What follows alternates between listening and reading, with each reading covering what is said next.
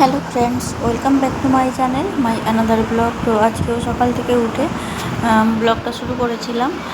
তো কন্টিনিউ সারাদিন কী করেছি সব কিছু সেভাবে করা হয়নি, যেহেতু আমার ছোট বাচ্চা আছে, তাই বাচ্চা নিয়ে একার পক্ষে সব কিছুই কন্টিনিউ করা সম্ভব নয়।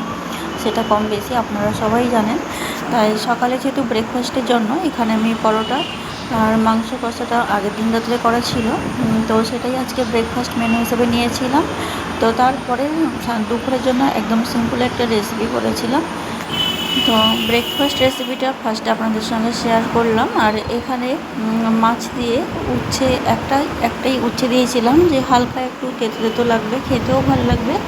তো পটল আলু আর উচ্ছে দিয়ে মাছের ঝোল করেছিলাম। তো সেটাই পুরো রেসিপিটা আপনাদের সঙ্গে শেয়ার করা হয়ে ওঠেনি। আর এখানে আগে থেকে আমি ট্যাংরা মাছগুলো ভেজে নিয়েছিলাম। তো ট্যাংরা মাছগুলো বেশ ভালো করে মচমচে করে ভেজে নিয়েছিলাম। তারপরে এখানে পটল আলু দিয়ে সবজিটা বেশ ভালো করে কষিয়ে নিচ্ছি। আর সবজিটা কিন্তু ভালো করে একটু কষাতে হবে।